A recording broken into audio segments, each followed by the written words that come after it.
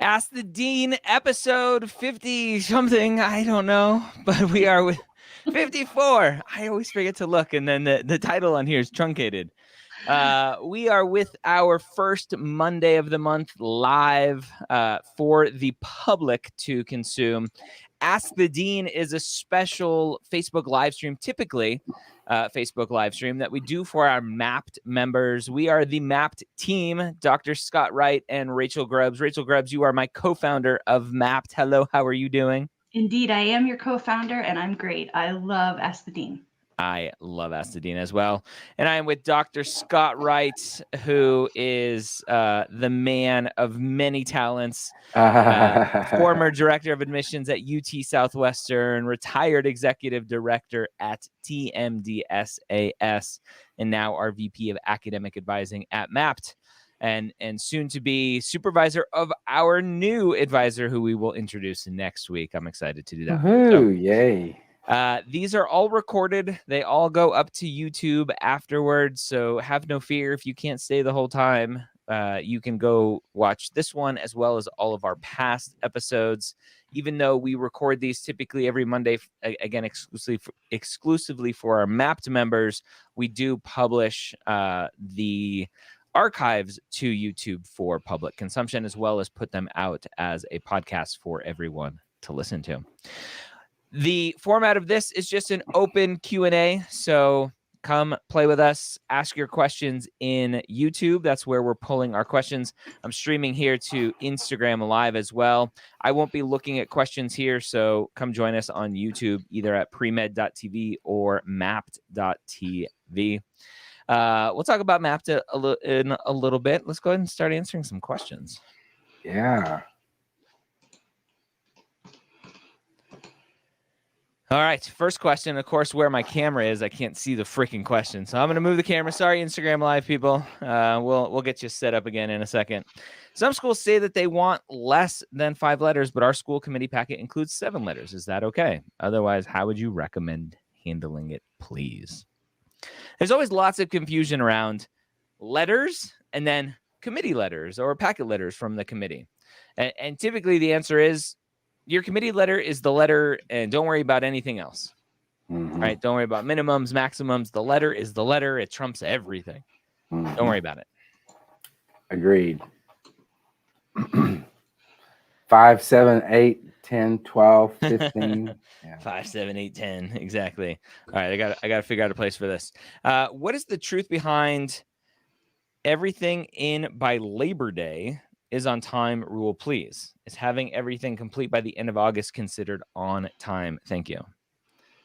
I don't know this rule. Anything in by Labor Day. I know you're not supposed to wear white after Labor Day. I don't know anything else about it. No, I've never heard that. I've never heard that rule. I say you want to be early, and early, in my view, is defined as sometime in June, early July. Have everything complete if possible. So, you know, I've never heard this Labor Day rule, so I don't know. Yeah, and just for those who don't understand what we're talking about, it all comes down to rolling admissions. Rolling admissions means medical schools, the majority of medical schools here in this country, in the U.S., look at applications on a first-come, first-served basis, offer interview seats on a first-come, first-served basis, and then typically will offer acceptances based on those people who they've interviewed. And so if you are applying early, theoretically, your application has the chance to be reviewed before people who are applying later. And there's some guesses and some theories that standards are a little bit looser to begin with, and then they get tighter and tighter and tighter and tighter as there are less and less seats available. And I've had conversations, and Scott, obviously you were the director of admissions at a medical school. I've had conversations with committee members who are like, I had an amazing application on my desk, but they applied in October, and I didn't have an interview spot for them. And if they would have applied 2 months earlier, they would have most definitely gotten an interview invite. How does that look on your end? Yeah, I think that's exactly right. I think that, it's an issue of probabilities, because the probability goes down as the season goes on, because the number of interview slots is finite. And so once those interview slots start filling up, then your probability goes down. It's just a simple issue of mathematics, really. And so you want to just get your application complete and in the mix of those decisions as early as you can. Yeah. What's the potential theory with interviews going virtual last cycle, probably a large percentage being virtual this cycle, hopefully some sort of hybrid in the future? What there's some discussion or some theories from students that, they're going to have more interview spots because they're virtual. Is there any credence to that? I don't think so. My view would be it's an issue of faculty time and of the ability of the committee to review applications. It doesn't matter if it's virtual or it's in person. It's the same committee. It's the same interviewers, their time. And so the logistics don't change radically when things go virtual. Maybe there's a little bit of a window to expand that some, but my sense is that it's not a great expansion. And so I would say it doesn't really change anything. Yeah. Agree. Yeah. All right, let's keep rocking and rolling. And I didn't mention at the beginning, typically Ask the Dean is 45 minutes to an hour. Today, because we're live on bigger channels, we're going to go for an hour and a half, assuming you have questions to fill an hour and a half worth of space. So we're here to answer your questions. VJ says, if I'm financially unable to afford to make more than a class or two for my postback, will this impact me negatively? I've gotten all A's thus far in my postback. So the question is, do you need a postback, and why are you taking a postback? My assumption is they understand this process and understand that they're doing a postback to improve grades. Right? We talk all the time in here about upward trends, and postbacks are a great way to have that upward trend. The question is, what does your trends look like, and how long has that trend been? And so, Scott, what's your thoughts there? And as you're talking about that, I'm going to pull up maps real quick to show what that looks like potentially. Yeah, I mean, I think that you're right. My sense about this one is that, if he, there are postback programs that are designed specifically for students who need to improve their GPA, who need to show that growing trend, who need to show that they are capable of doing the academic work to be a strong student in medical school. And if you can only do, as VJ puts it, if you can only do a couple of classes, now I'm not clear on if that means a couple of classes per semester or if that's just a class or two total. I don't understand, maybe whether that, which it is. But my sense is his question says, will this impact me negatively? It will have an impact. And so, VJ, I don't want you to think that, I guess my sense is that, yes, it will impact you. The more postback classes you have, the greater contention that you're going to be able to make that you are capable of doing the work at a very high level. The reduction of that will have an impact. Now, how much of an impact is unclear. But more is going to equal better in terms of those courses as you're taking them, as you're collecting them and doing well in them. The more you have, the better you're going to be able to make that contention that this is me, as opposed to the past me, which didn't maybe do as well in courses. Yeah. So let me share my screen here real quick and show you kind of what we mean by, let's see. an upward trend. So this is Mapped. For those of you who don't know Mapped, Mapped is a technology platform that Rachel and I co-founded last year. Still very new. It's still a baby. It's in its toddler phase, walking around and crashing into things. Luckily, we don't have a lot of bugs, or any that I know of, at least off the top of my head. But Mapped, once you are able to enter all of your data, all of this data here on the dashboard is the GPA data that comes from courses. And so you can enter all of the courses you've taken at all of the different schools you've gone to. And we have a database of over 4 million courses from close to 2,000 schools at this point, to try to get as accurate of a representation of courses as possible.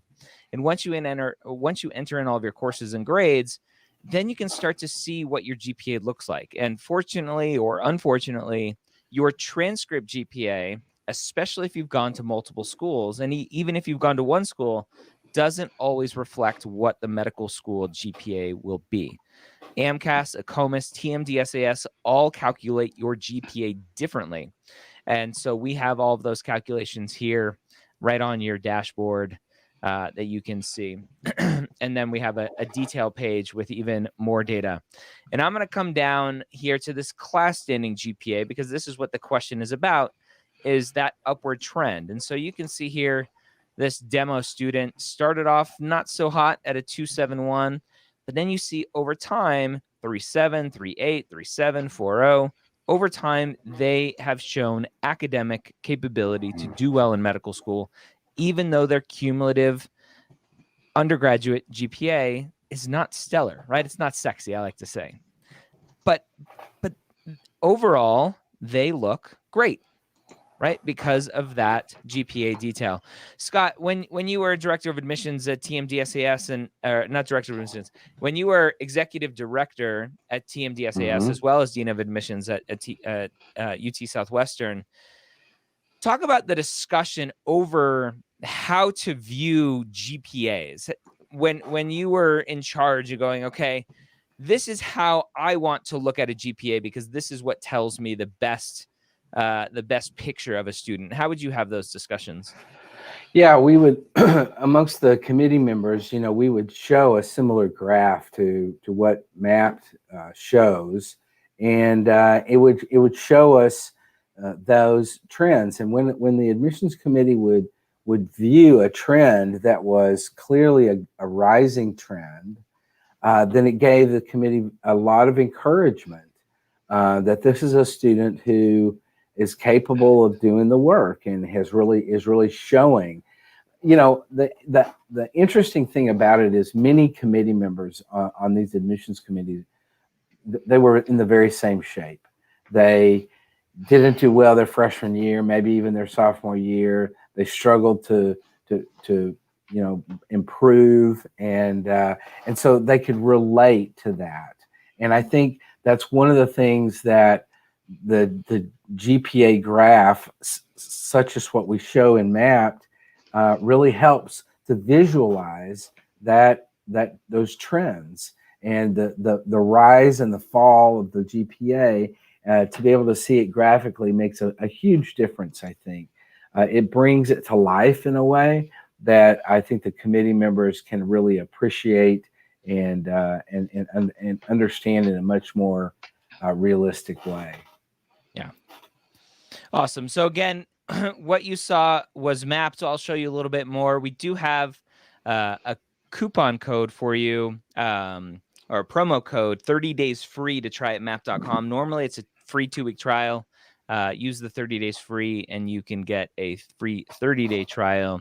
And after that, it's $7.99 a month or $79 a year to use Mapped. And our vision of Mapped is that you are using it from day one. If you're a freshman in college, a sophomore in college, if you're a non-traditional student, as long as you have figured out that you want to go to medical school, and in 2 weeks or 3 weeks that you want to go to PA school, you should use Mapped today. It'll track your activities. It'll track your test scores. It'll give you feedback on the data that you are putting into it. It has a customized roadmap specific to your timeline based on when you say you're going to start medical school or PA school. So that's mapped. We'll have some more a little bit later as more questions come up that we can show you about mapped. Huh. Great. All right, let's get back to more questions. Got lots. Awesome. How do admissions committees look at postback just aim for disadvantaged students? I have no idea what that means. Sorry, Omar. Try asking again and we'll see if we can help. Yeah, I don't understand that. Hi, I'm an American studying at an international university. It always crushes me when I see this. I know. I'm a crisis text line volunteer, so I do have clinical experience. However, that's my only option. Will it be enough? So this crisis text line volunteering has kind of shot into the limelight with COVID-19 because a lot of quote unquote traditional clinical experiences were canceled or just not allowed basically from hospitals and clinical sites. But being a crisis text line volunteer, you're typically at home, you're on the computer, you're responding to text messages coming in from people going through different things in their life. And myself, and I think you as well, Scott, are like, I mean, it's maybe historically wouldn't have been considered clinical, but it's about as good as you're going to get these days. Yeah. It's nice that things are opening back up. So hopefully clinical experiences are doing that as well. Thoughts on, number one, an international student and letting the student know what those struggles are. And then crisis text line volunteering being the only clinical experience here. Yeah, so two things. The way I read this question, it says it's an American student studying at an international university, which makes it a little bit difficult in terms of translation of the grading system.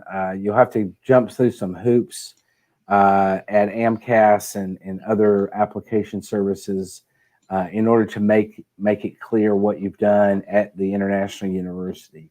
In terms of the crisis text line, I agree with you completely, Ryan. I think in the past that would really not have been seen as clinical experience.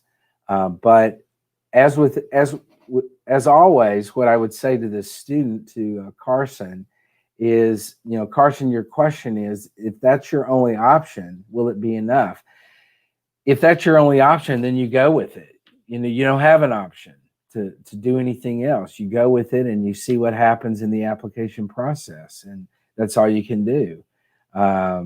Once you get back to the States, maybe after you graduate, if you have not gotten into medical school at that point, then you may have other options available to you, particularly after the pandemic has subsided and things open up a little bit more for volunteering and shadowing and other types of clinical experiences. But as it stands right now, what I would say is just, you have to do the best you can. And if that's what you can do, then that's what you do, and you run with it. Yeah. In terms of the 90 hours, which is the kind of rule of thumb, hours of U.S. courses, how does that work for a U.S. student, a U.S. citizen doing international school? It's still the exact same thing. It's the school, not the student. Yep. It's if the student is studying at an international university, then they'll have to do 90 hours at an American accredited American institution typically. Yeah. And that varies school to school. So just look. And in Canada, if your international school is Canada, sometimes Canada typically is considered a U.S. School. That's right. We aren't super elitist with Canada. Everywhere else, yes.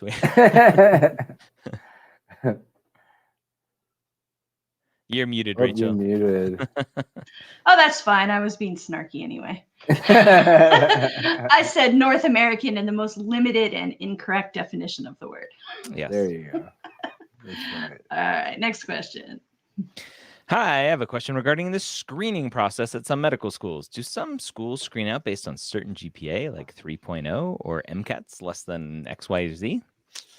Dr. Scott Wright. Well, I would say this is very school-specific question. Yep. Most schools do have some numerical screening methods, they may be very low because honestly, there will be applications come in with a cumulative GPA of a 1.7 or a 2.1 with no upward trends or anything present. And so when medical schools get applications like that, or or maybe they'll get an MCAT score of a 484 or whatever. And so there has to be at some point some floor that says we are not going to go below this floor. Now there's so 3.0 GPA, you're going to get reviewed at most schools, particularly if there's an upward trend, if there's some issues there that it's very clear. But I would say most applications are going to get some level of a personal review, but there will be some with really low scores that it's just logistically not possible to spend a whole lot of time with those applications. Where I'll chime in here, because this question always, the comments get flooded with anecdotes. Anecdotes are exactly what they are, right? They're personal stories. And everybody always has that, well, I know at this school, this one new admissions advisor says, my rule of thumb with these kinds of cutoffs is they're not always public and they vary school to school, year to year, adcom to adcom. So Pri, I definitely respect what you're asking, but the rule of thumb I want to provide to everyone is don't think about it too much. Apply where you want to go and be hopeful. Because even if your friend or someone in this chat is swearing, well, I know for sure at the school in my state that they have a cutoff of 3.0, maybe when pre applies next year, that won't be true anymore. Let's not shoot ourselves in the foot. Let's not say no before a med school says no. Now, obviously, money is a factor. So if a school does publicly post a cutoff, you may want to regard it. But if they don't say, I wouldn't start playing those guessing games. Yeah. I want to highlight this note from Haley here. Highly recommend MAP for everyone. It will help you become a lot more organized too, which will benefit you beyond your application. Thanks, Haley. Yeah, that's awesome. Thanks, Haley. And since she said that, I'll remind everyone, 30 days free is the code if you want to try MAP for a month instead of the regular 2 weeks. Yep. All right, let's see what's and next. then you can come hang out with us every Monday. Right, not just the public ones. Right. Okay. Non-traditional graduated this year with bachelor's in nursing. Will medical schools accept the clinical hours I did in the hospital during my bachelor's as clinical experience? Super common question. And there's always a lot of fear around, well, it was part of my school, so does it count? I think it's great clinical experience. Yep. I agree.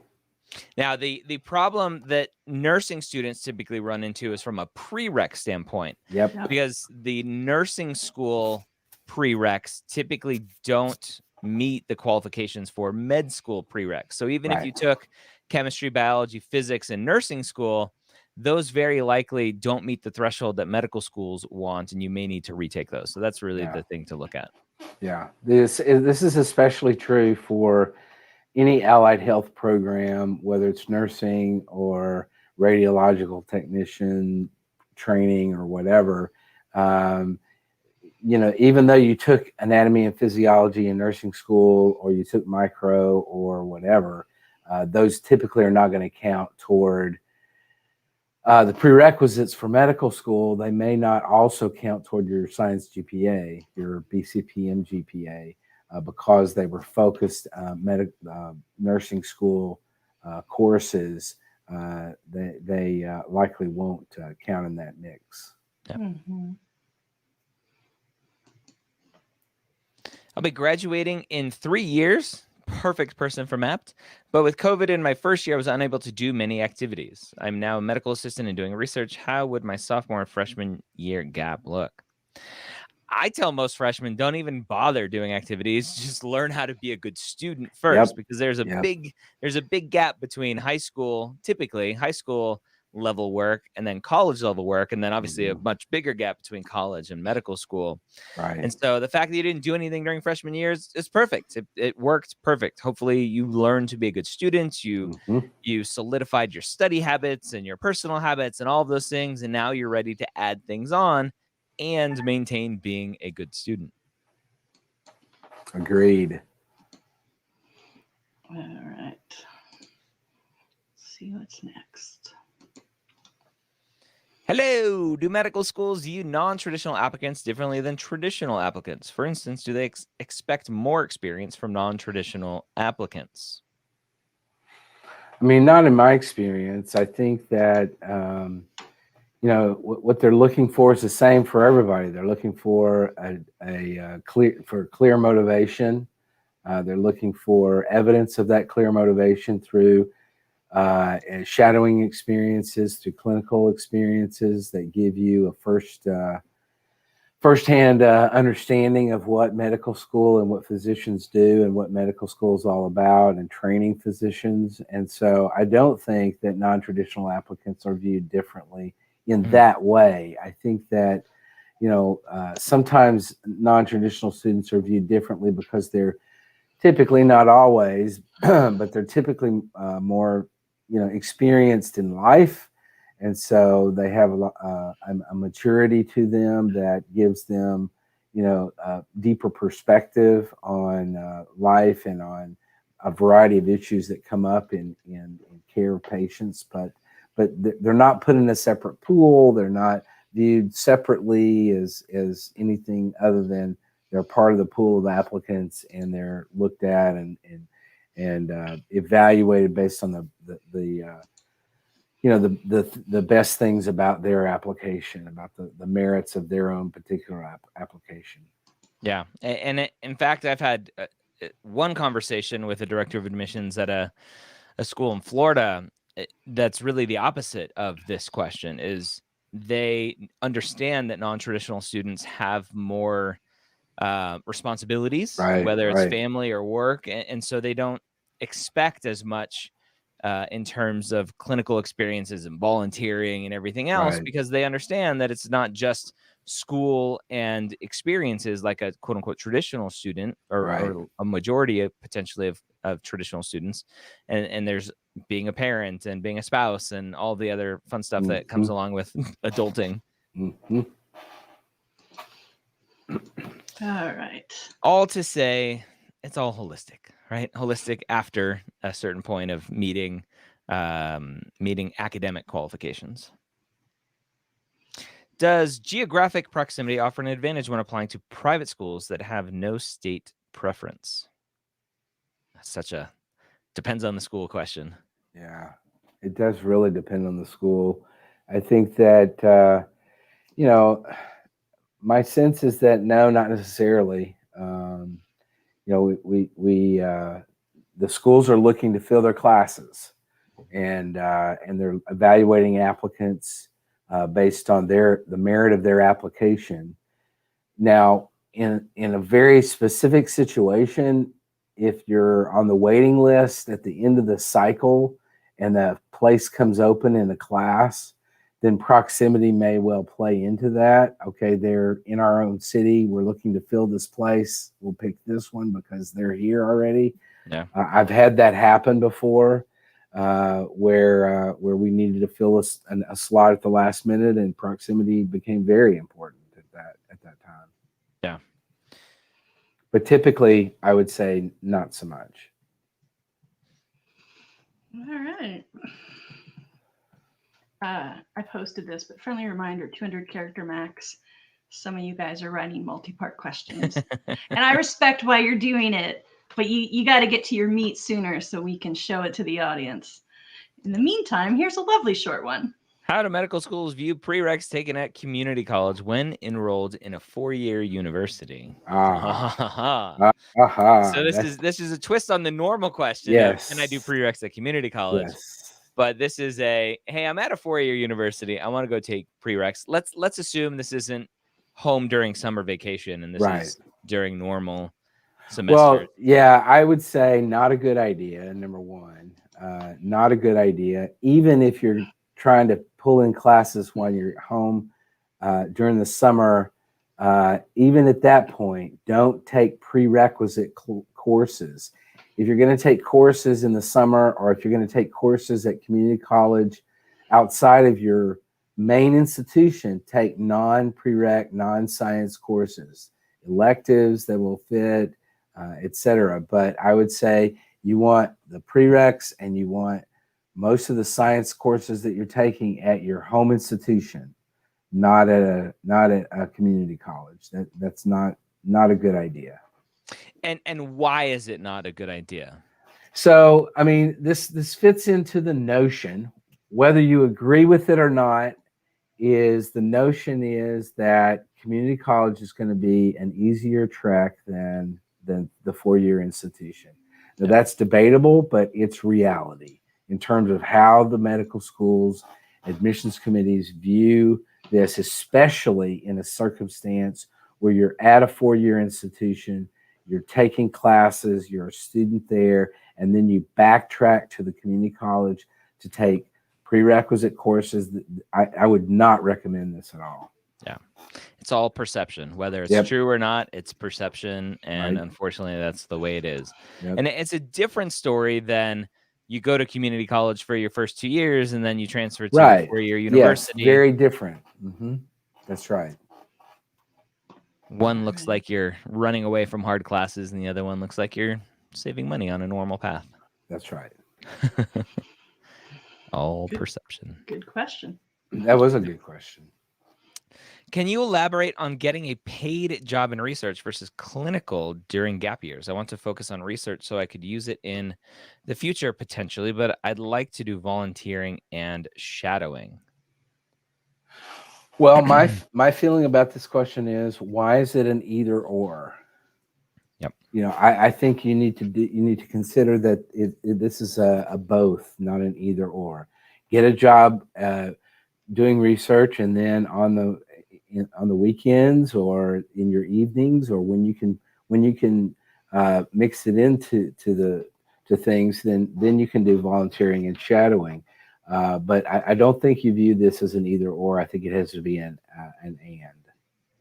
Yeah. Do it all. Yeah. I'm not sure the big dilemma there. And then if you get clinical research, hey. Yeah, that is doing it all in one.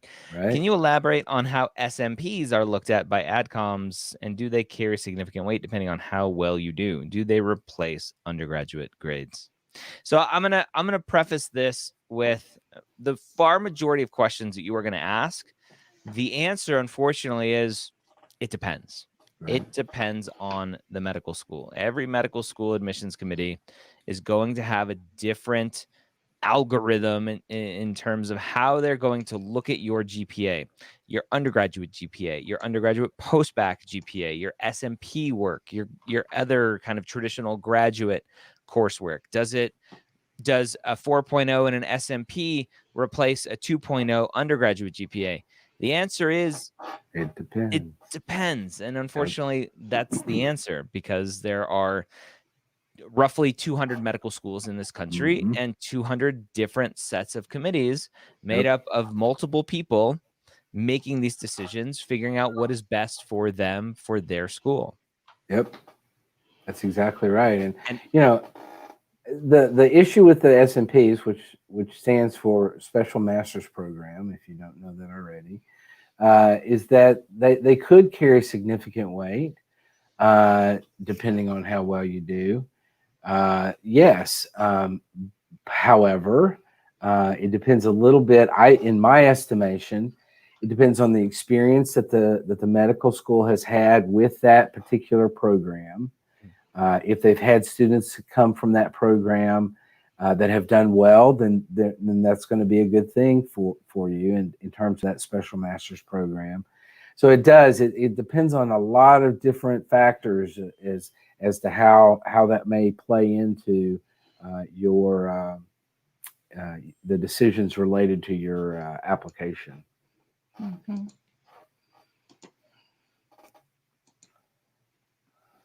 Ahmad says, will a D in general biology 2 be an issue to get into medical school?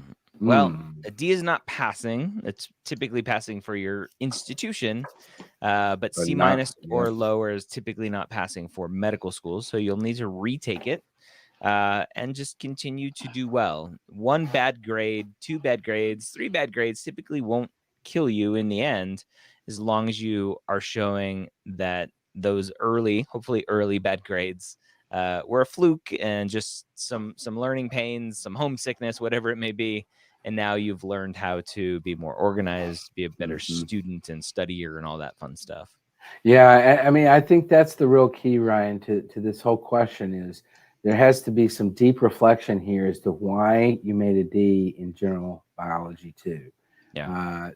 There needs to be some understanding, recognition of what happened and how you're going to move forward and improve your study habits, improve your ability to focus in the classroom or engage or whatever your issues were. You need to do some deep reflection on why that occurred and how you avoid that. Yeah, and speaking of reflection, I hear a lot from students, and this question comes up a lot because a lot of secondary essays will ask if you've received less than a B minus or less than a or C or worse on a course, tell us about it. What happened? And that reflection is important. And I've talked to a lot of students who are working on their application and they go, I don't remember what I did 2 years ago, what I did 3 years ago when they're working on their activities. And so we've purposefully built into Mapped because we believe that your application is so much more than your stats. It's about who you are and how you're reflecting on your journey, that everywhere in the application, you have the ability, as I click into a course here, you have the ability to add some reflection. And so if this was a bad grade, then reflect on it, right? What happened here? If it's a good grade, reflect on it. What happened here? Yeah. Same thing with your MCAT scores. When you're taking an MCAT practice test, reflect on it. I woke up pissed off for some reason. I had bad dreams. I had a nightmare, whatever. Reflect on it so that you can keep track of everything that you're doing. And it'd be fun to add little emojis next to this too. At a glance, see that. And so reflection is a huge part of your journey. We have your activity tracking in here as well. And so on a weekly basis, on a daily basis, come in here, add your dates, add your hours. We'll keep track of all of that so that you don't have to. And then reflect. Well, what did this mean to you? What did the day mean to you? What did the week mean to you? And really ask yourself those hard questions so that when it comes time to applying, and we have a whole application kind of simulator in here, when it comes time to applying, when you're working on your work and activity section and you come here to a new draft and you go, oh, this is for whatever activity, my EMT activity, then you can go back and we'll add some better abilities to look at what you've written before. That's not in here yet, but you can reflect on all of that. And again, 30-day free trial, 30 days free at mapped.com. Indeed. All right. Let's see what's next. I'm currently working on my secondaries and was hoping to get some guidance on a failure question. Should I write about academics? So I talk about this a lot. Scott, is in my mind, the recommendation that I typically give is when you're asked about failures, don't talk about academics. Don't talk about the MCAT, because what they're looking for is personal growth. And academics is, I failed the class, I retook it, I did better. All right. And there's just not in my mind, a lot of personal growth, what they're looking to get out of that answer versus failing a friendship, failing whatever, being a good human being for a split second, whatever that looks like to you. And then how did you grow as a human being from that? Yeah, I completely agree with that. I think they're not looking for necessarily academics there, as you described, a failing grade or I didn't failing get a into med test. school. Yeah. What they're looking for is personal growth. What has happened to me in my life, and what challenges have I faced? What failures have I incurred, and what have I done to overcome those personal failures? And and I think that this is what they're wanting to know. They're looking deeper into you as a human being. I mean, students constantly say, I don't want it to be all about numbers. I don't want it to be all about GPA. And here's an opportunity to talk about more than numbers. And what do students want to do? They want to talk about numbers. And so don't talk about numbers here. Yeah, I had a good conversation with a director of admissions at a Northeastern medical school. I'll leave the name out of it. At that conference that you and I met at, Scott, in Toronto. And it really was a question of, if I have two students with similar stats, I'm looking at all of the intangibles beyond that. What have they shown me in terms of resilience? And this is where a failure question potentially comes in. And if one student, and this kind of borders on, I talk frequently about trauma porn and how far is too far with some of these questions.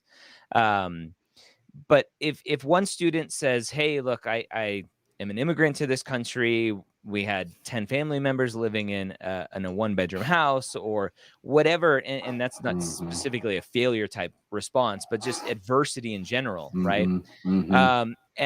And the other student says, well, I lost my state championship hockey game. I'm like, one potentially shows, hey, this student's been through the ringer already. Right. And my hope is that once they get to medical school and they hit a wall, because everyone hits a wall in medical school because it's hard, that they've shown me already through some of these stories that they're writing about in their secondary, that it gives me confidence that they're going to be able to be resilient again. Yeah. Right. And a story about losing a hockey game or getting a D in a class or an F in a class, it's like, well, is that really resilience that I can bet on in the future? Right. That's right. I agree with everything you said. I also sort of feel I have mixed emotions around this question. I mean, the example you just gave is perfect in terms of hardship is different depending on how lucky your life is. Yeah. If you are someone who is privileged by however you define privilege, and you haven't had those kinds of hardships, it doesn't mean you can't get in. Correct. But when we talk about intangibles, that's the kind of stuff that does matter. Is it's not that someone's being rewarded for having had trauma, it's that they've proven that they already know how to overcome it. Yep. And if you've been lucky enough that you haven't had a lot of trauma to overcome, like without trying to be a bummer, like, don't worry, it's coming. Don't go chasing it. Yeah, everyone's gonna get some eventually. Some more than others. Yeah, but and some that's invisible. Sometimes people who might look privileged by however you define privilege might be carrying some burdens that aren't obvious, right? So it's not a good idea to start playing that comparison game. Right. But yeah, what I guess I would say to someone in that position, because like when Ryan was saying that, I thought, is there someone out there whose heart is sinking, thinking, am I in trouble now because I've been blessed with a great life? No. Make sure you're getting your clinical. Make sure you're not just trying to rely on your stats, right? Prove that you are up for the experiences that are coming. That's right. But yeah, don't sweat it. I mean, and maybe go thank the people that raised you if you've been that lucky. Yeah. All right, let's move on to the next one. I just wanted to pause there, and we love everybody, not just the people who've been through hardships. Wanted to make sure to hit that point. All right, this is a common one. Would an MCAT retake in August be too late for this cycle if everything else is good? Oops, wrong one. Can I give my timeline spiel? Yeah. So, and I need to do a blog post on this because I give this spiel like twice a week. Normal time frame for an application, right? Applications open up in May. TMDSAS you could submit May 17th this year. A COMIS you can submit immediately. And AMCAS you have to wait typically until the end of May, beginning of June. Or historically, we say June 1st submission date for AMCAS. Now, TMDSAS has a processing delay of a week, 2, maybe more, depending on the volume of applications that are coming in before schools see that application. A COMIS typically has a very fast verification process. I got a message this morning from a student on Instagram saying, my application was verified in 5 days, including the weekend. Is that normal? I'm like, yep, that's a COMIS. They're pretty quick. AMCAS is the outlier that they typically take 4, sometimes up to 8 weeks, depending on the time of the cycle.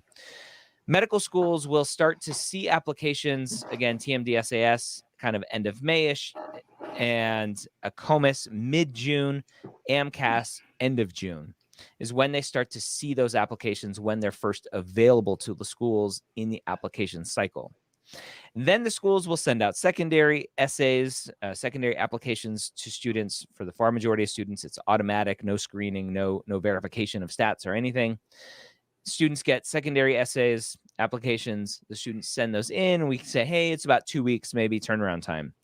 You're looking at the end of June-ish, roughly. TMD SAS is a little bit earlier in terms of timeline. A COMIS is a little bit earlier, a little bit later than TMD SAS, but a little bit earlier than AMCAS in terms of timeline. But let's talk AMCAS because that's the far majority of students applying to medical school. Medical schools can historically start to get applications back kind of beginning of July, right? Maybe very tail end of June, beginning of July, they're starting to get applications, the secondaries in. Now the question is, are the letters of rec in? Is your MCAT in? And is the admissions committee ready to start reviewing application? Scott, what's happening end of June, beginning of July?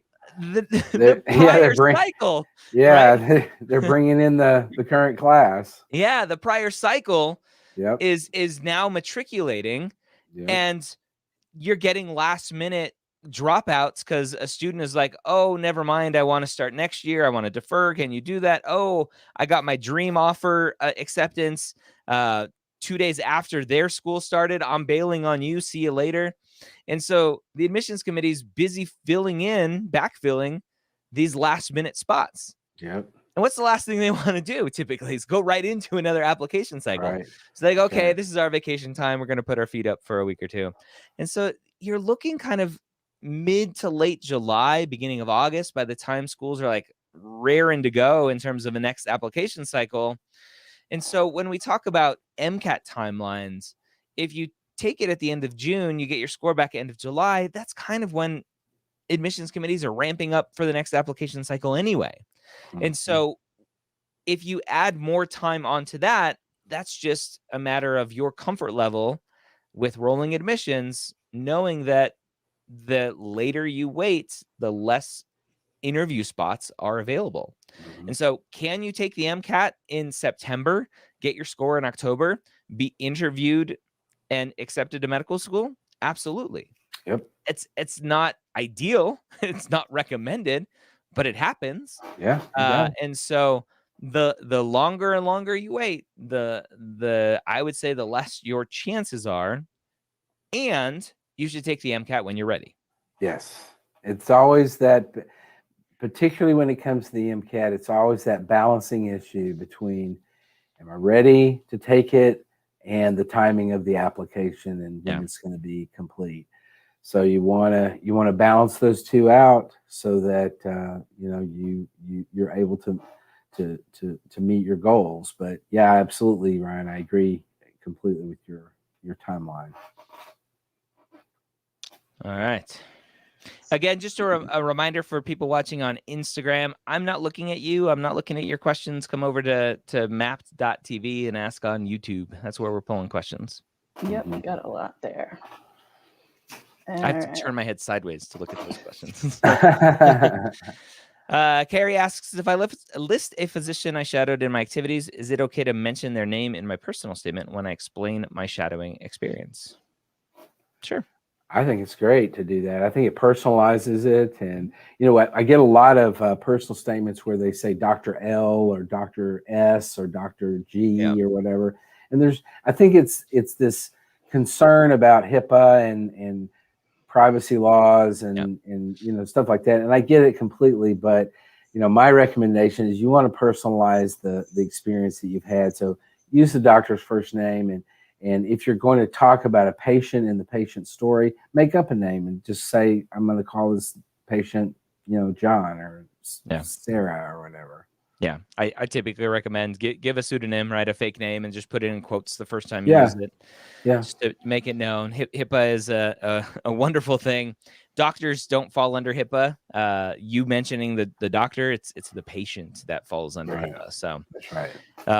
and be careful, even if you're not mentioning a patient's name. If I can figure out from reading what you're talking about who the patient is, that's still a HIPAA violation. So I gave an example once of a student talking about being on like the athletic training team at their university and their star quarterback tearing their ACL at a very specific rival game.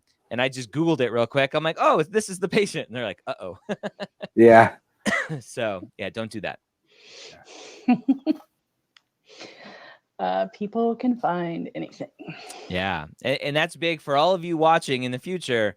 Don't take pictures of funky x-rays and CT scans and post them on the internet, because if a patient can go, hey, wait a minute, that's what I swallowed, or that's what I stuck Yeah. up a place that doesn't belong.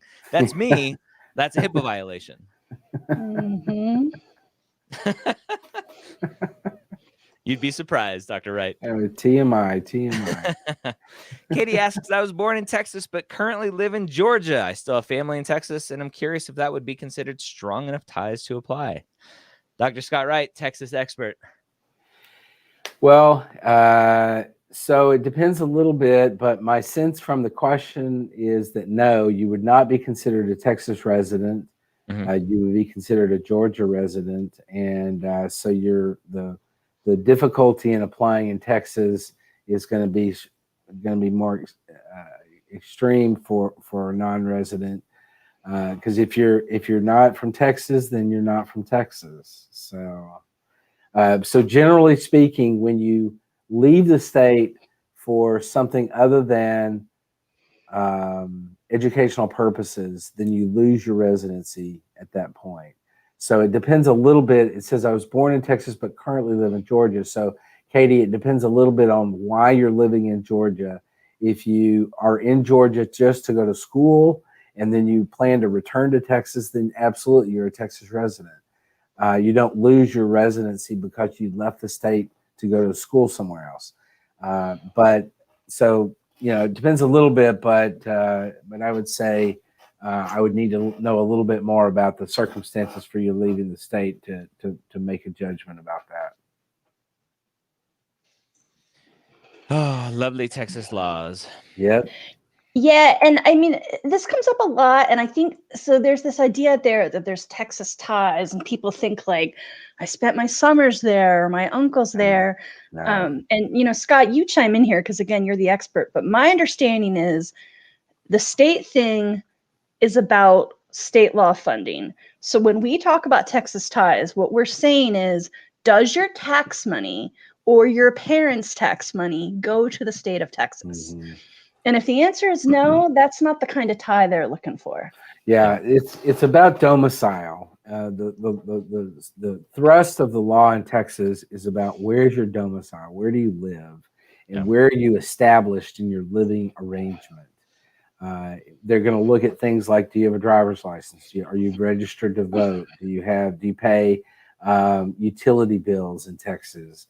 Are you domiciled for the purposes of living in Texas?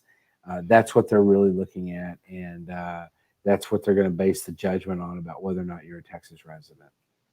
Yeah, and again, this is in every school is different. Mm-hmm. There are some schools that if you're not a resident of that state, and most schools will ask, like, why do you want to come here? Right. I always give an example, and this is, again, a very anecdotal, of a student who's a Canadian resident applying to the University of Kentucky, which is a public state school that's very in-state friendly. And in their secondary, because she was an out-of-state resident and a Canadian resident, they said, like, why are you applying here? And she said, well, my uncle lives in Kentucky and we go there every summer. And she got an interview. Yeah. So it's going to depend on the school. Mm-hmm. Yep. Ooh, here's one I like. Matthew asks, I am beginning to pre-write my secondaries. What method for pre-writing What method for pre-writing would be most fruitful? Doing secondaries for my top schools based on deadlines, or most generic to most school specific? Thanks. So I have a very specific recommendation, Scott. I don't know. I don't think we've talked about this to see what your take is. I typically don't recommend writing generic secondary prompts of like a very common prompt is talk about your diversity. A very generic prompt is tell me a time you failed or whatever. I recommend answering the freaking questions on there because every school is going to have a little bit of a twist. They're going to have different character counts or word counts or whatever it is.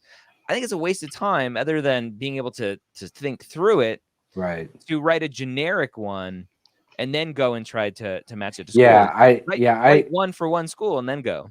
Yeah, I agree with that completely. I think you're right.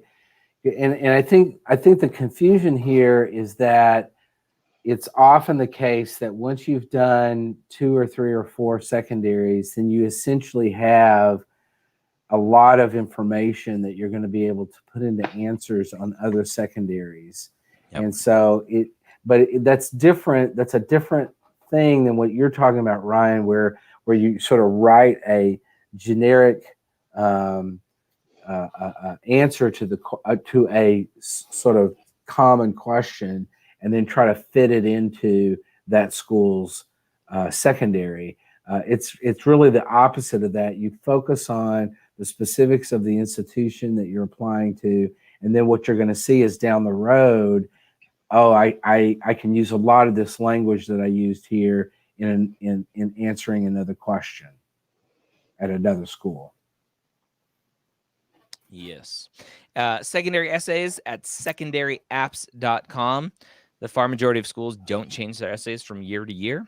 And so go and look at our library over at secondaryapps.com. Yep. So getting back to Matthew's question, so we sort of said we think you should do it by the school. Yep. The other kind of part of his question is sequencing. Now, deadlines don't really apply in secondaries, I think, in a traditional way, right? It's more about the sooner you get them back. Some schools will have deadlines, but it's less of a thing. Right. Yeah. So Matthew, you had said doing secondaries for my top schools. I mean, yeah, given that we're saying do them by school, you may want to start with the schools that matter to you most since you're still pre-writing. Once you're getting them back, then yeah, it's kind of about turning around your most favorite fastest. But in the pre-writing, I would do the schools that you really care about first. Yeah. Well, you probably care about them all, but you know, your favoritist. All right. Here's one. I was on academic probation for a semester or 2. Which one was it? Probably 2, maybe 3 students. And I'm worried about it on my record. Does it count as institutional action on the AMCAS application? Absolutely, yes, it does. Yeah. Yep. That's okay. It's not again, I understand the fear of red flags and it looks bad, but it goes back to what you were talking about earlier, Scott, is reflection. What happened? Why did it happen? What did you learn from it? How did you move on? And then actions are going to speak louder than words. What do the rest of your classes look like? Post probation. Exactly. Yeah, academic probations later in an academic career are much more harmful and potentially need to the student needs to go do a postback or something to show that the cliche time heals all wounds. So.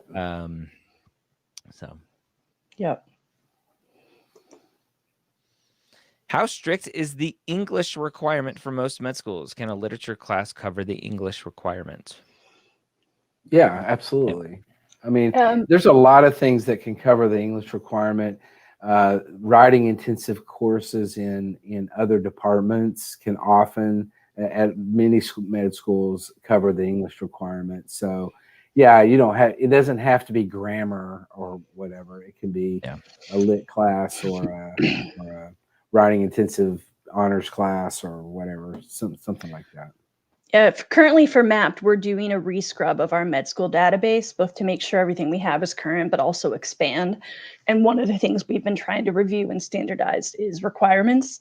And the most, again, varies med school to med school, but the most common language that med schools use is not the word English, but the word writing intensive. Right. So, I mean, some literature classes are more about reading and discussing, but presumably your literature class is a lot of writing. That's usually the case. That's what you're looking for, is something that shows that it was a writing intensive course. Yeah. Avocado has a question. Oh, I I love me love some avocado. Me too. It's so sad. I grew up in Southern California, and our neighbors had a beautiful avocado tree that overhung our driveway and dropped avocados, and I didn't eat avocados when I was a kid. It was Oh, you missed out. I didn't develop that palate until later in life, but I'm making up for it now. Is research experience necessary if I have over 5,000 hours of clinical experience? Is research experience necessary? Question mark. Full stop. Yeah.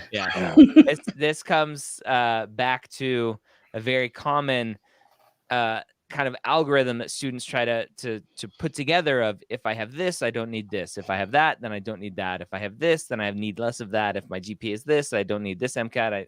And it's just like, where are you getting this from? Yeah, it doesn't really work that way. Is research experience necessary? Question mark, as you put it, Rachel. And no, the answer is no. At the majority of medical schools, research is not a necessary component of a successful application. Now the problem is, I think, as Ryan, you indicated, is that this smacks of, checkboxing. I got this, so I checked that box. I checked this box, but I don't have to check this box if this 2 boxes are checked, or whatever. And don't get into that playing of that game. Yep. Speaking of game playing, no disrespect to this person, but it's probably time to talk about how stats don't matter as much as you think.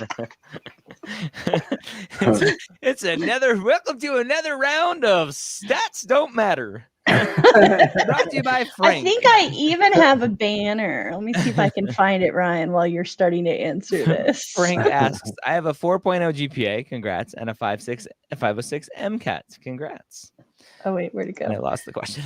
Because I was so busy showing my banner. There we go. When I look at the MSAR and the range of MCAT for accepted students, I'm wondering if I am competitive. Yeah, a 506, if you look at the MSAR, you'll go hide in the corner and cry, because the MSAR makes it look like everyone has a 516 and above. Yeah. And it's just super sad.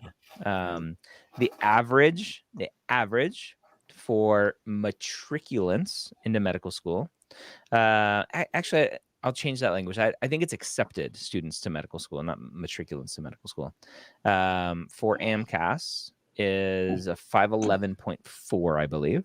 Mm-hmm. TMD SAS is right around the same spot. Mm-hmm. And a COMIS is about a 504 plus. Mm-hmm. And so a 506 is not that far from a 511. And if that's the average, well, guess how you get an average? You get scores less than that, you get scores higher than that, and they all average together. That's right. So I would encourage Frank to apply, definitely. Yeah. The answer is always a higher MCAT score helps, a higher GPA helps. But yeah, don't look at stats because they can get scary. Obviously, with some good self-reflection and self-awareness to know, Scott, like you mentioned, a 1.9 and a 480 on your MCAT, not going to do it. Right. But a 506, contrary to what a lot of people will say, is decent score. Yeah, absolutely it is. It's higher than I got.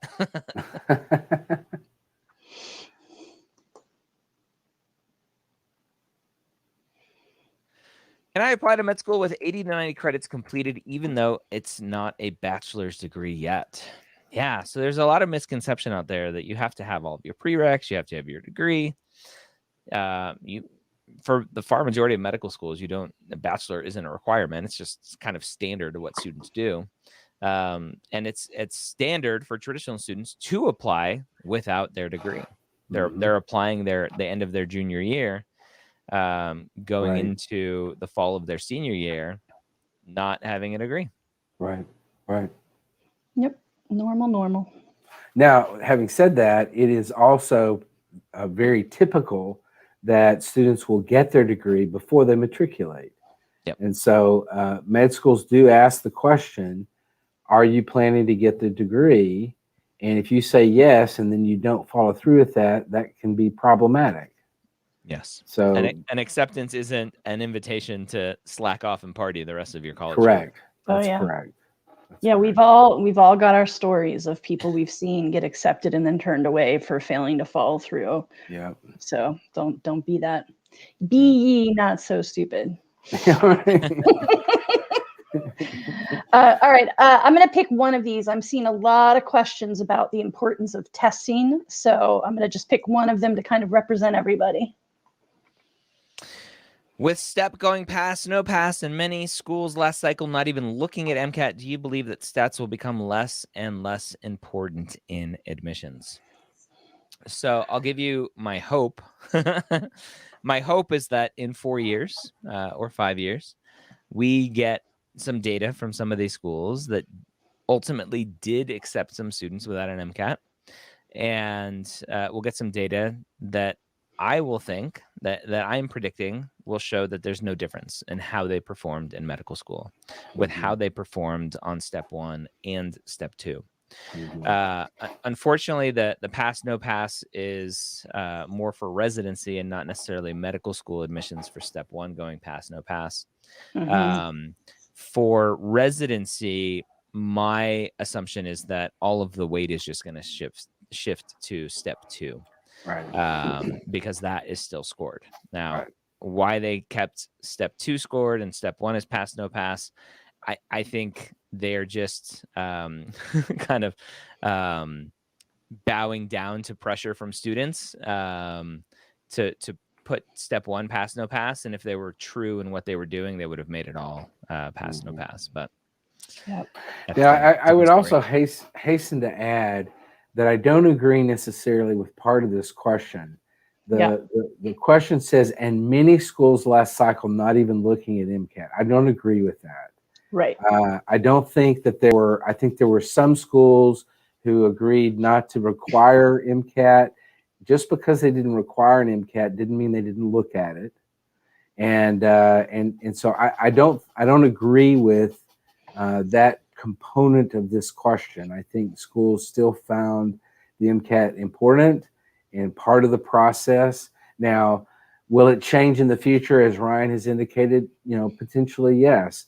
But under the current system, under the current structure of things in the United States, MCAT scores are going to be required, and they're going to be looked at, and they're going to have a weight in the process. Yep. For the foreseeable future. Yeah, and this has been a big question in other areas of education and career, right? Like SAT and ACT are going away in California. Standardized tests are not perfect, right? Inherently, by them being standardized and humans are not standardized, there's always going to be a problem. But for any educational career, particularly one that isn't where it's important that the quality is high, with doctors, it's so important that we have really well-trained doctors. Some form of high pressure, high stakes testing will always exist. Yeah. So, if STEP goes to pass fail, if MCAT starts to play a smaller role, something's going to come forward instead. So I would just say for anyone listening, make your peace with it, because testing is part of your life. Testing is part of your life. For good or bad, it is. Mm-hmm. Learn to do some breathing. Stay cool. Some Lamaze. Obviously, I meant meditative breathing. Oh, that's but Lamaze is a form of that, actually. All right. Good question from Allie. If I have a large chunk of clinical volunteer hours at one place, 2,300 plus hours, do I need to leave and find another place to diversify? No. No, that's awesome. Congrats. Yeah, that is awesome. Yeah, I mean, I understand where that question is asked, right? Because we have had a couple instances where someone has had clinical experience that was highly specialized. Mhm. So I don't know, if all of your hours were with an ophthalmologist, for example, you might want to consider getting something that's a little bit more general. But having 2,000 plus hours is excellent. I mean, Yeah. that's fabulous. You've been really putting in the time. Yeah. All right, here's a quick Here's a technical question. one. A particular program grades differently. Normally a 90 is an A minus, but for me it's a B plus. Is there a way for me to change or explain this when I turn my transcripts into AMCAS? So here's the good news. This is the one case where AMCAS takes care of you. Yep. Yep. They know what schools you go to. They know what the grading skills are. So you enter it just like it's on your transcript. Yep. And this is actually something on Mapped that we're working on. We have the ability to convert your grades into all 3 applications if you're using letters. Pause for 1 second. What you What? said there contradicts what you said. If this student enters it exactly as their transcript says B plus, but it should be an A minus. Oh, I thought they were saying 90, like they're on a 0 to 100 scale. No, I I think read that as I'm on a 0 to 100 scale. They're saying that's a B plus. Then yeah, they enter it. And then they enter it as a B plus. Yeah. The internet, whatever's on their transcript is what Exactly. they put. Yeah. So if you Google AMCAS grade conversion, AMCAS has a whole worksheet that says if you're in this grading scale, do this. If you're this grading scale, do this. But if your grade is B plus, your grade is a B plus. Yeah. Unfortunately. Yeah. Sorry. Yeah. I read that as I'm on a 0 to 100 scale. Yeah, I got it. But yeah, the rule of thumb is regardless of your grading scale, just enter what's on your transcript. Yeah. That's right. What I was starting to say is in Mapped, we can't yet accommodate 0 to 100. So we help you convert those. But that's coming. It's on the to-do list. Yeah. Okay. Let me show Mapped real quick how students can enter in their courses. So in Mapped, when you come to your courses and you add a new course, let's say you can see that it's kind of pre-filled with some of these things. You see Riverside Winter 2017-18. So this was the last course that I entered were these pieces. So it keeps that. And then let's say I took biochem. So I start typing biochem and I find biochemistry of macromolecules. Yeah, that looks right. And then what you'll see is it will auto check that it fulfills a prereq for biochemistry and that it fulfills my science GPA for AMCAS. It fills science GPA for DO, and it fills the science GPA for Texas. This is always a big question that students have is what classes count as what? On your application, you have to kind of self-select these things, and then AMCAS will adjudicate that and agree or disagree in any way. And so let me just show you an example. If I do calculus, so if I do calculus here, you will then see that the prereq changes to math. My science GPA stays for AMCAS because math, the M counts there. It goes away for the DO application because math doesn't count as a science course on the DO application, and it still counts as Texas. And so this is how you enter your grades inside of Mapped. And if you enter something like a C minus, let's do a C minus here. Let's say I got 4 credits, and I click save. What you will see is once I close that, and I'll go find my calculus course, you will see that there is kind of a little warning here that says, hey, your grade may not fulfill this prereq if you're counting on it, because a C minus doesn't fulfill prereqs for most schools. So we add a little bit of logic in there. It's not just a spreadsheet to track everything. We also give you feedback on what you're putting into Mapped. So that's how you enter courses. Great. And then as a reminder, if you use code 30 days free, normally at Mapped, we offer a 14-day, a 2-week free trial, but using that code, you can get 30 days free. You do not have to enter a credit card. You can, but you don't have to. So no credit card, no obligation. Also, a couple people said, how do I get my question answered? If you're typing into YouTube we're going to see your question. It's just that there are more than 200 of you and lots of people answering repeated questions. I am trying to pick fresh people each time, but even with us doing 90 minutes today instead of the normal 45, we just may not get to all of you. But we'll keep tracking. Yep. Just keep trucking. And one easy way, Rachel, I don't know if you do this, but one easy way for me to ignore a question is if you just question spam and just ask the same question over and over again. Word. If I see you ask a few times throughout the hour, I might think you forgot. If I see you do it repeatedly, I'm just going to put you in timeout or block you because I can't have you cluttering up my view. Like I need to be able to see everybody else's questions. Banhammer. I know with the apple cheeks, people think I'm sweet. I don't know why. It's totally not correct. I'm the nice more guy questions. here. I'm the nice guy here. So As his nose grows. Okay, here's a really good one from Danielle. Danielle, technically I'm a reapplicant since I applied to one school last year. For schools that ask, have you previously applied to medical school? How do you recommend answering? Is it an automatic red flag? You answer the truth that you applied to medical school, and no, it's not an automatic red flag. Nope, 60% of students, I think more closer to 50% when you add in the 3 application services. 50% of students don't get into medical school the first time, and if they want to go to medical school, they reapply. Right. So there's always kind of a bastardization, if that's a good word to use, of the data that the AAMC puts out about reapplicant acceptance rates. Reapplicant acceptance rates are terrible, and students translate that to mean being a reapplicant is bad, and you can't determine that from a number. You don't know what caused that reapplicant to not get into medical school that next time they applied. It's not, you can't just assume that it's because they're reapplicant. My hypothesis is they were terrible applicants the first time. They didn't do any self-reflection. They didn't ask any questions about how to fix their application, and they applied with the same crappy application the second time.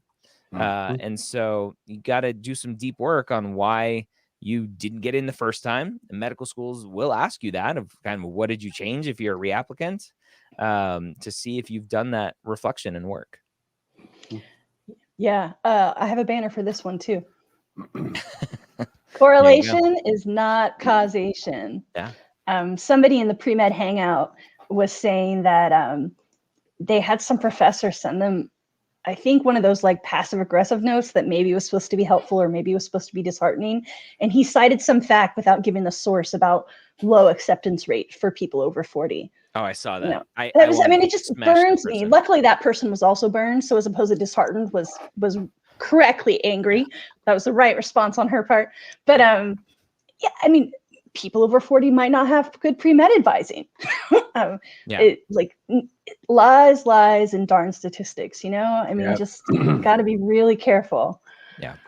I'm going to send that screenshot to our friend at that organization. Yeah. Good. All right. Oh, this is a good one. Tough situation. As someone who lives in a state with no medical schools, do state medical schools look on your application differently since you don't have any, quote, in-state advantage in your home state? Well, there are some kind of reciprocity rules. Yep. University of Washington is the biggest known one with their, as far as I know, with WWAMI, which stands for Western something. It's like Washington, Alaska, Idaho, Montana, and one other one, I think maybe Wyoming, maybe. Maybe that's the Wyoming. Anyway, so they look at those states and they understand, hey, these states are underserved by medical schools. We understand that they still need students, and so they have a very specific program where students can do some of their training in their home state, but they're officially University of Washington students. So it's just a matter of what state are you in, what are the states around you, and reach out to them and say, hey, do you have any sort of reciprocity, understanding, whatever? Do you look at me differently because I'm an orphan over here? Right.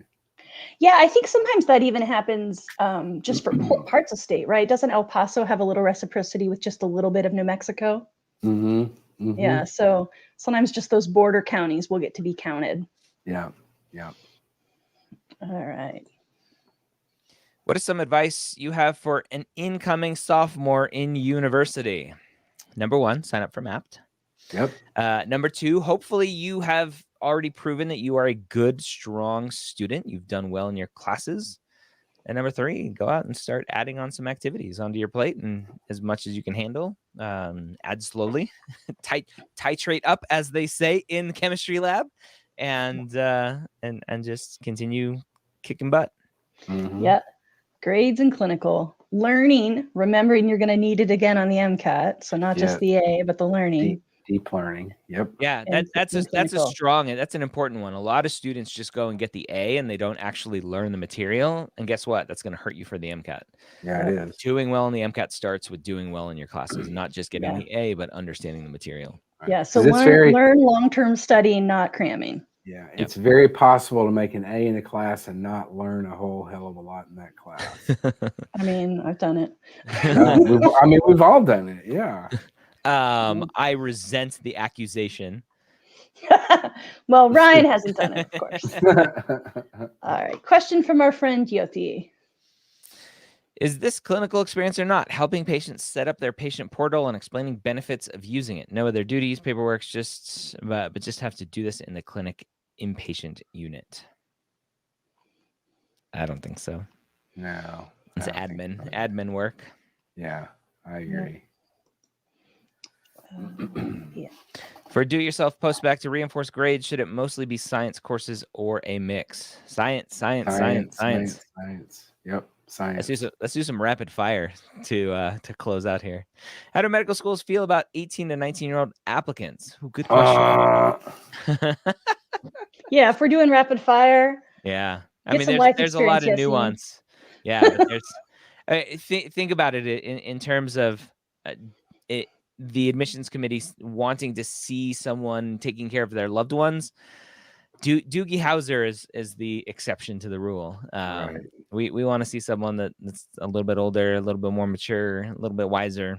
So that definitely could come back to bite people, students who are trying to rush through this process. Yeah, absolutely. Let's see.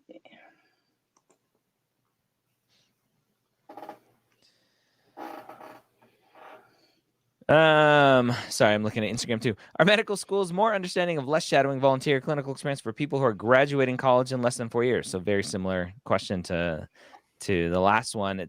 That's what happens typically is you rush through college and you're doing well in your classes, but you don't have time for anything else because you're rushing through with classes, and they don't care. No. And so typically you rush through college, and maybe that's some benefit is you have less tuition costs because you're rushing through college, but then you still take a gap year to get some of those experiences to get a little bit older, wiser. Right.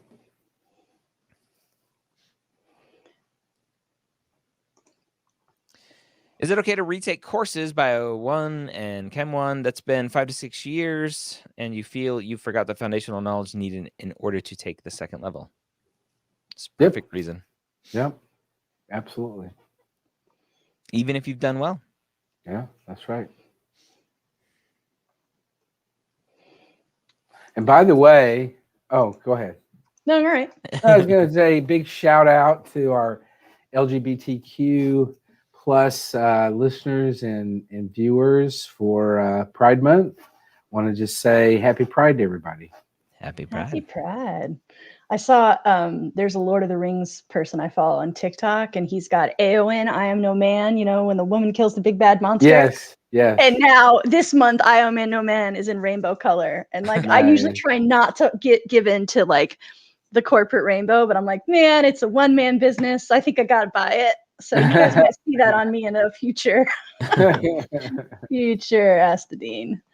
All right. So this one isn't so short, but a lot of people have asked it, so I'm going to represent it. Do you recommend bringing up mental illness, depression, anxiety in primaries or secondaries, or would it reflect poorly? So Jesse's asking that. I've said a bunch. Tell your story. You have to tell your story. If it is integral to you wanting to be a physician, it's probably going to come up somewhere, maybe in your personal statement. but you have to tell your story. And on the flip side, if you tell your story and a school rejects you because of it, you don't want to be at that school anyway. Right. Exactly. Completely agree with that. So for Jesse and anyone else who's interested in learning more about mental illness in medicine, Logan Noon and I did a session on this at National Pre-Med Day. So that's on MAP TV if you guys want to watch it. And one of the sayings he said that I just thought was so smart was tell about scars, not open wounds. So if you're going through it right now, you may want to consider holding back. And again, not to belittle your own problems or to hide them, but you want to think about telling the story in a way where it's clear you're through it. So if it's still an open wound, maybe it's not time yet. But if it's a scar, if you're proud of that scar that you've healed, then be yourself, be authentic. That's excellent. Yeah. All right, 7:28. One more, quick one. One more. Can find it. Okay. No pressure. I'll be starting med school in about a month. Woohoo! Any important tips I should keep in mind? Sleep. Take care Sleep before of yourself. Yeah, absolutely. Yeah. Sleep, You got to take care of yourself. Yeah. That's it. And congratulations, Ram, for getting into medical school and starting medical school. This is awesome. Good for you. I'll do a final reminder. If you have not tried Mapped, you can try it. Use the code 30 days free to get a whole month of no obligation. And if you're a MAP member or a MAP trialer, then we do Ask the Dean every week. So it's public once a month, but every week for people who are in Mapped. Thank you all for coming and hanging out with us. Mark your calendars for our next public one, which will be on July 5th, I believe. I don't think are we taking that day off? Nah, we'll do it. We'll work. At least we'll do Ask the Dean. We'll do Ask the Dean public for everyone. So we'll see you then. If not, in our weekly Ask the Deans for our MAPT members. All right. Take care, everybody. Bye.